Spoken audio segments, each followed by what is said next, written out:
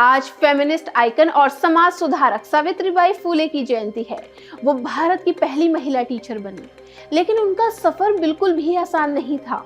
जब उन्होंने पहला महिला स्कूल खोला तो ब्राह्मणों ने जमकर उनका विरोध किया।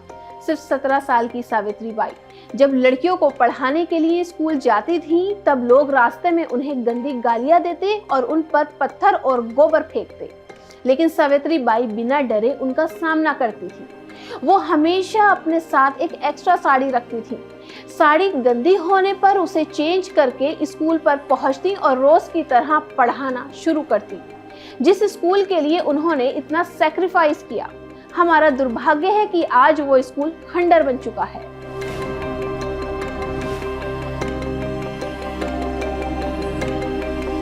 सावित्रीबाई फुले का जन्म 3 जनवरी 1831 को महाराष्ट्र के नायगांव सतारा में हुआ था।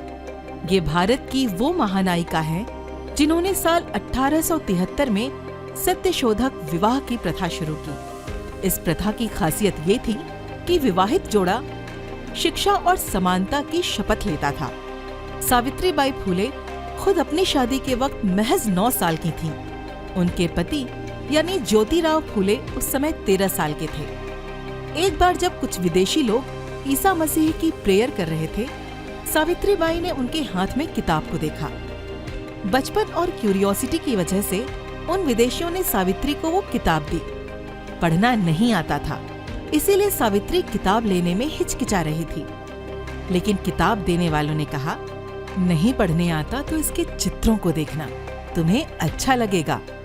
और यही वो इंसिडेंस था जो सावित्री की जिंदगी में एक नया मोड़ लेकर आया। यानी सावित्रीबाई की सबसे बेशकीमती चीज वो किताब थी जो ईसाई मिशनरी ने उन्हें दी थी। सावित्रीबाई ओबीसी कैटेगरी से बिलोंग करती थीं। अपनी शादी के दौरान सावित्रीबाई अनपढ़ थीं।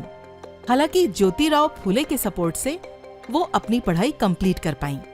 उन्होंने समाज में भेदभाव, असमानता, महिलाओं की शिक्षा और सामाजिक उत्पीड़न से लड़ने के लिए शिक्षा का सहारा लिया।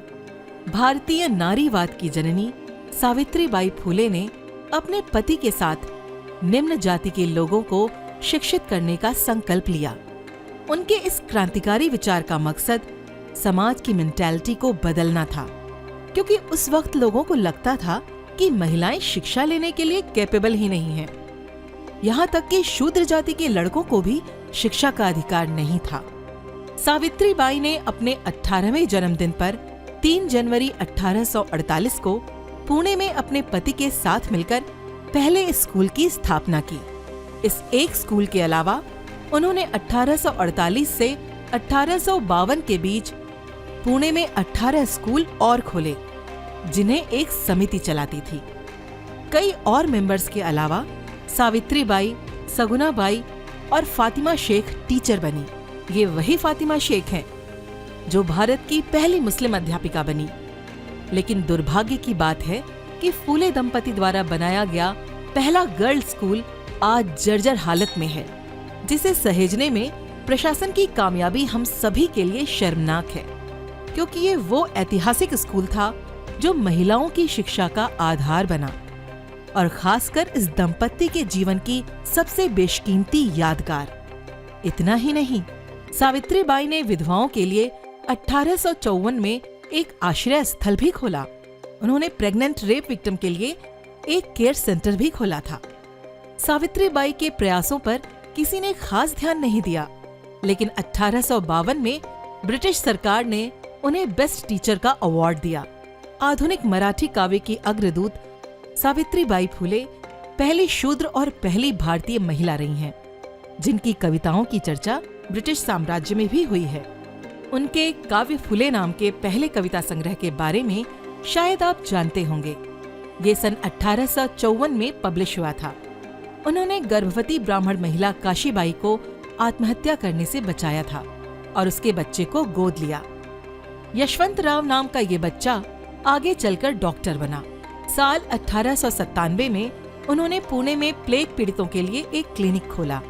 सावित्रीबाई ने सबसे बड़ा बलिदान तब दिया जब एक 10 साल के पेशेंट को अपनी गोद में क्लिनिक ले गई, ये जानते हुए भी कि ऐसा करने से उन्हें भी इन्फेक्शन हो जाएगी।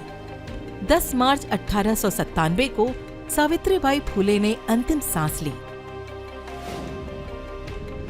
सावित्रीबाई के पति ज्योतिराव ने उन्हें पढ़ाने के साथ साथ उनका हर कदम पर साथ दिया। उनकी जिंदगी एक जीवंत उदाहरण है कि अगर अपने पार्टनर का साथ हो तो बड़ी से बड़ी चुनौती को आसानी से जीता जा सकता है।